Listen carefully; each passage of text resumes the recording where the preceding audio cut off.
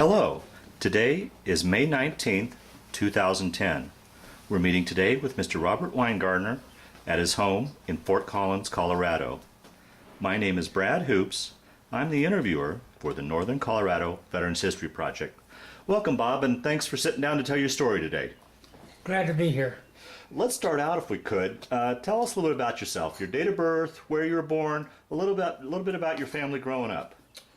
I was born on December the 6th, 1916. That is St. Nicholas Day in Europe. St. Nicholas Day, and that was the day before Pearl Harbor Day. Right, yeah. And I was born in a little town in southern Illinois, Farina. My birth certificate is in the old State House of Illinois, Vandalia. Abe Lincoln served in the legislature there, and actually the state capital was moved to Springfield while Lincoln was in the, and so my birth certificate is now in the old state capital where Lincoln served. Is that right? Yeah. Now, any brothers and sisters? I have two sisters. I have an older sister and a younger sister. My older sister passed away last year in December. My younger sister is still alive and lives in, where is it, Santa Fe? Albuquerque? Albuquerque, yeah. Okay. New Mexico. Now, what did your father do for a living? My father was a school teacher, and my older sister was born in Broadview, Montana, which is a little railroad town out of Billings.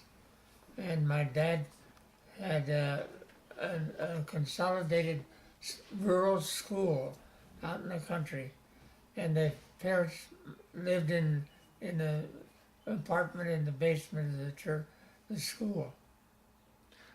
And they'd moved back after my sister was born in the Montana rural. My parents moved back to this little town on the Illinois Central, Farina. Nobody knows where they got the name. Sounds Italian, Farina. Now, were they originally from that area? Did they move back, or did work take him back to Farina? Or? My folks were originally from Marion County. Farina's in, I guess, I can't remember if it's Marion County or not, but Okay. anyhow, southern Illinois. My dad went to school at Carbondale, Southern Illinois University, where in that time it was Teachers College. Now, you grew up and were raised and went through the school system there in Farina? My dad couldn't hold a steady job. I went to the first 3 grades in North Manchester, Indiana, which is a little college town. And he stayed there as a principal of the grade school. And then he moved to Normal, Illinois, which is like it's a state, early state teachers college, Normal, Illinois. Mm-hmm. And we stayed there for 3 years, and then he was the superintendent of the junior high school in Kankakee, Illinois. So I went to 3 different grade schools, and then my dad, he was a brilliant man, but he didn't work well with people. He thought school boards were a bunch of idiots, which of course they are. But he didn't confine his opinions to it. So my dad moved around considerably. And I finally graduated from high school in a little town called Mount Vernon, which is the county seat of some county in southern Illinois. Okay. Now, what did you do after high school? Was college an option for you? I went to college 1 year. I think I had dyslexia. And then I never really learned to read. And I learned to read when I was in the Navy later in life, but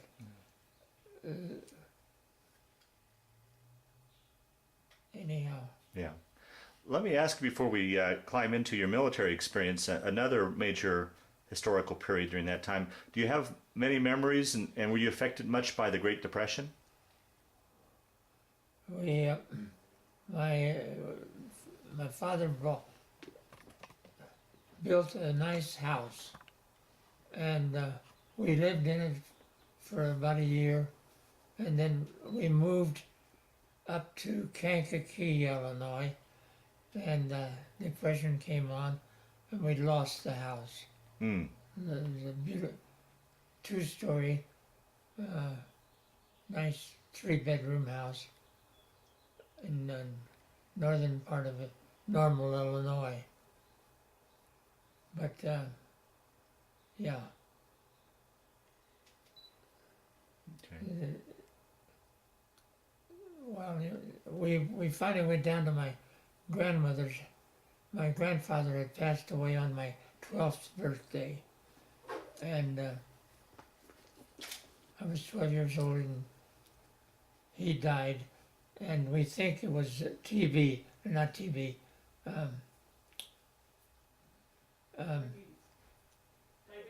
diabetes. Oh, okay.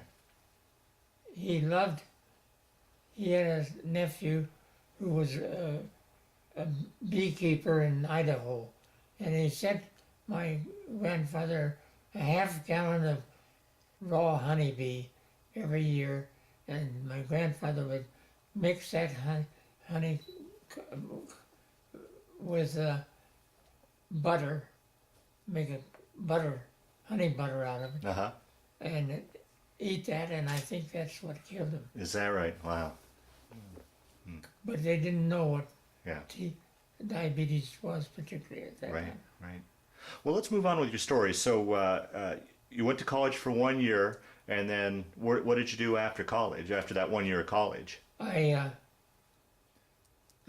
had an uncle, my mother's brother, who was a big shot in the Navy, and he had moved from San Diego, where he was in the Navy administration, back to Washington D.C. and became he was a director of Navy military education. The University of Maryland ran extension courses for Navy personnel, and my uncle was in charge of that stuff. And he was acquainted with Admiral Nimitz. Wow. Nimitz was a big shot in the Second World War. Right. And he was a little German, Nimitz. There was a bunch of Texas Germans. I think they may have been part of that German-Russian group. And anyhow, I met Nimitz at my uncle's before the Second World War. And then, of course, I was in the Navy in the Pacific.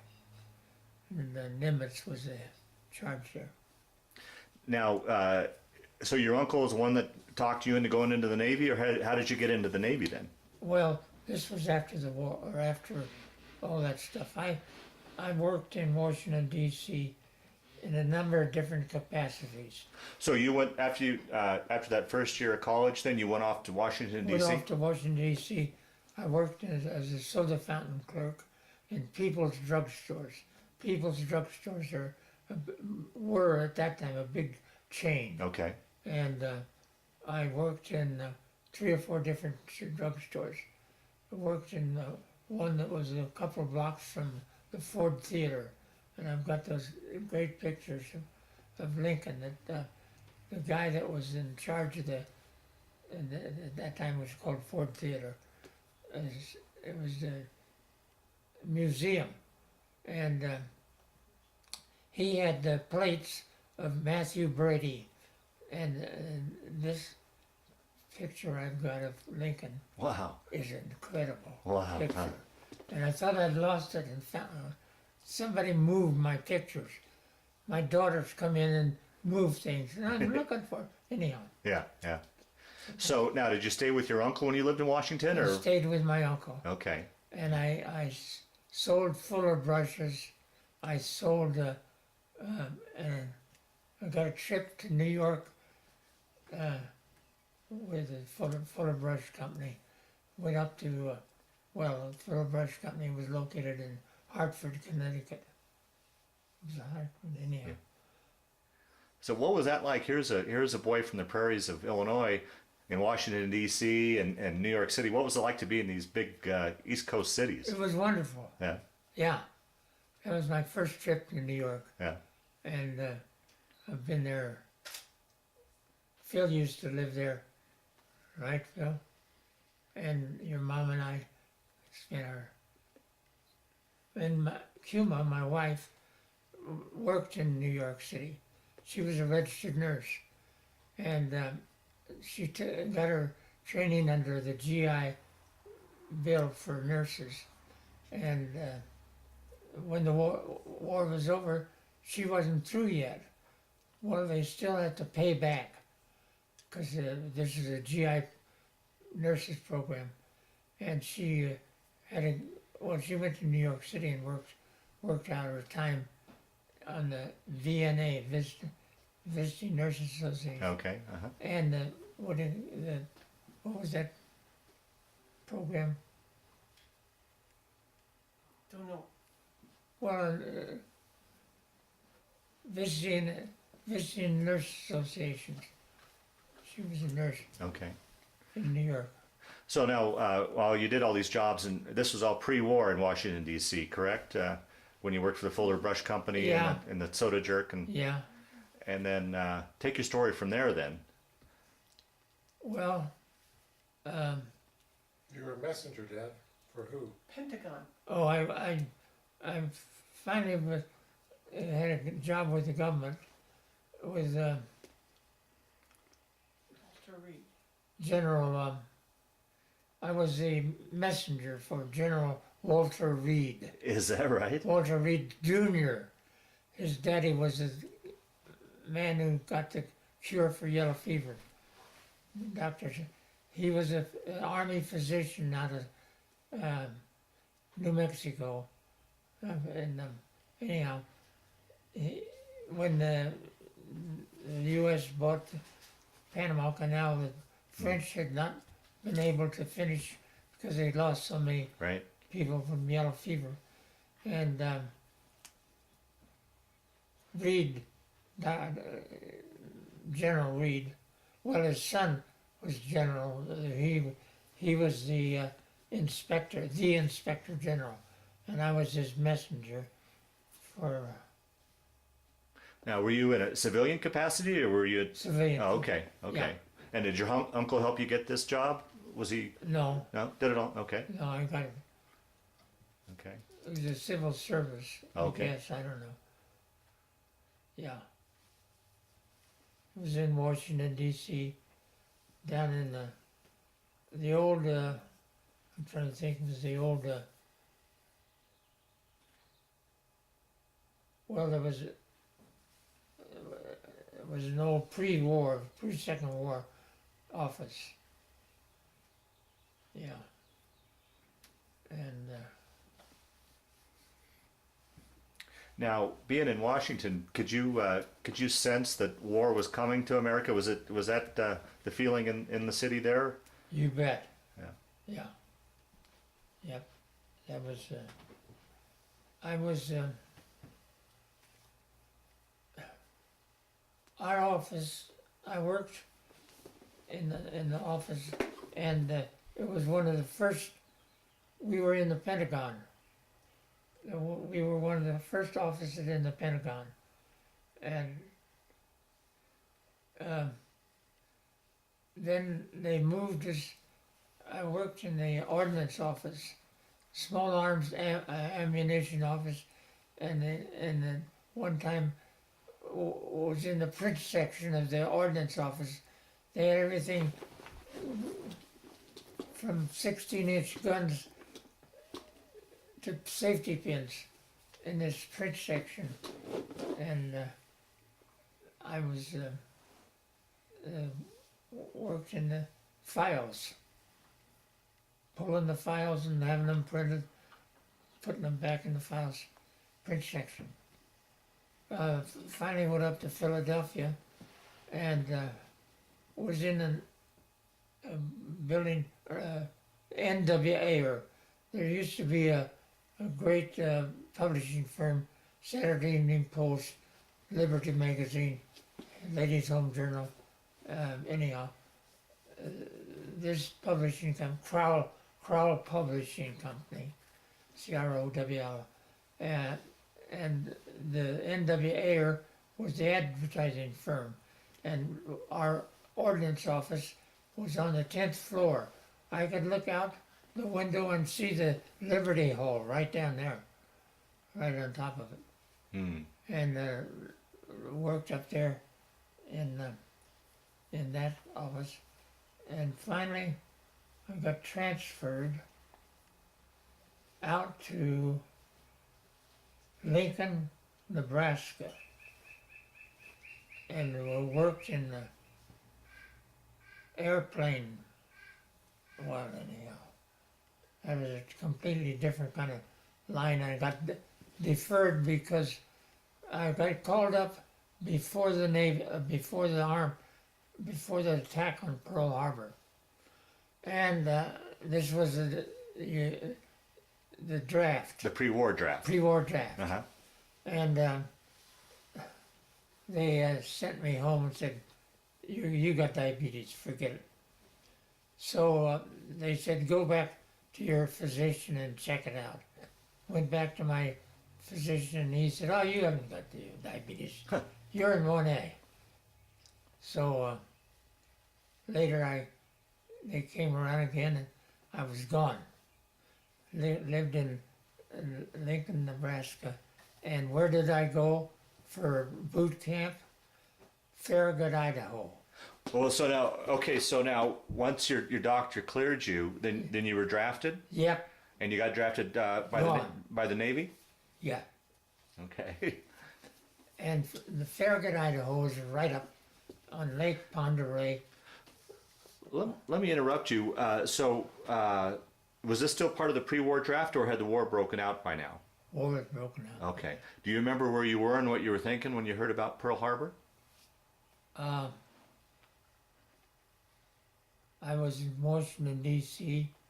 It was a Sunday morning, wasn't it? Yeah. Uh-huh. Correct. Came out of church that morning, and the Constitution Street Avenue, they had posted a military man every 50 yards along Constitution Avenue. Wasn't any point in it, but of course it was. I mean, and yeah. And that's how you found out, with seeing all these military people out on the street? Yeah, Or? oh yeah.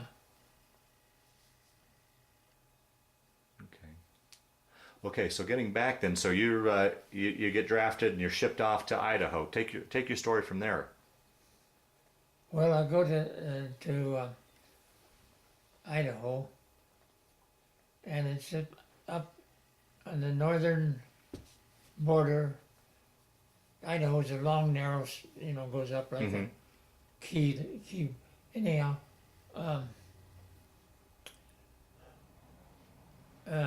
there was a powerful senator from Idaho. He came from southern Illinois, where he went to Ewing Academy, which was a little Presbyterian private school in southern Illinois, and Bora Bora was a descendant of the family that was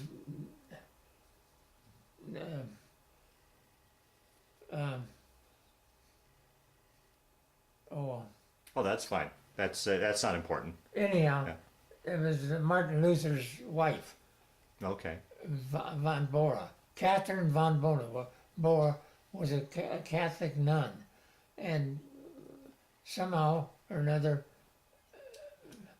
he's persuaded her to leave the convent and become his wife.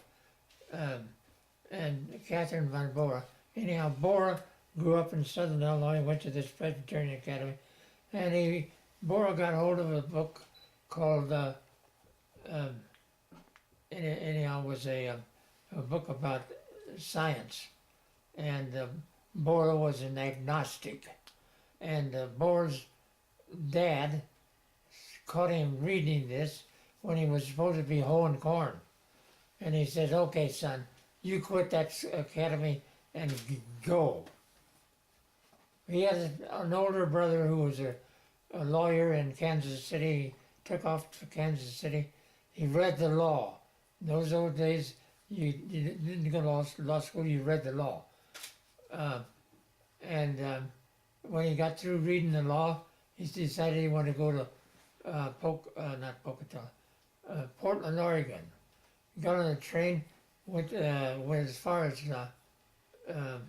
Boise, Idaho, and ran out of money in Boise. And some local man says, well, young man, you seem like a bright young guy. Stay in Idaho. It's a growing state. So Bora stayed in Idaho, became the majority leader in the Senate. And he wanted a military base in his, so he put a naval base in Idaho. So how was that then? How was that transition going from civilian life to military life for you? How was boot camp and? Well, when I got out to boot camp, they say, has any of you recruits had any military training? I said, yes, I have. I was at 1 month CMTC. Do you know what that stands for? I don't. No. Citizens Military Training Camp. In a fort just south of St. Louis on the Mississippi River. What was the name of that place? Anyhow, between the First and Second World War, we were going to downsize military. No more wars. No. So they had this little summer camp. We lived in squad tents, 8-man. You know what a squad tent is? Mm-hmm. Four man, or 8 people in, and we learned the military: right shoulder arm, left shoulder arm, forward march, back, and back row. I mean, you know, Yeah. all that. So when they asked me if anybody had any military training, I said I had. They made me a chief petty officer. Really? That is, yeah. And I was in charge of 60 men on the one side of the company, 120 men, and we were divided. Anyhow, I was in charge of this bunch of guys. Had some Indian, what was it? Indian boys in my company. I went down the line checking them out at night, and they'd be laying there looking out the window. They went home for boot camp or leave, and they never came back. Hmm. They were Dakota Indians. What do you call them? Sioux? What? Sioux? Sioux. Sioux Indians. Yep. Well then, I graduated from boot camp, which was 3 months, and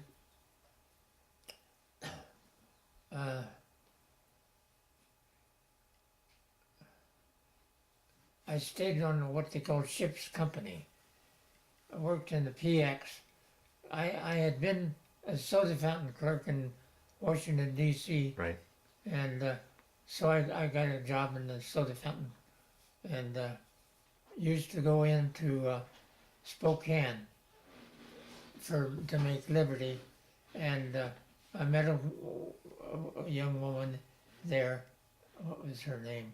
Anyhow, her daddy was an old First World War Navy man, and her mom had grown up down the street from guess who? Bing Crosby. Is that right? Not Bing Crosby. The great singer. Yeah, Bing Crosby. No. Frank Sinatra? Frank Sinatra. No, not Frank Sinatra. Anyhow,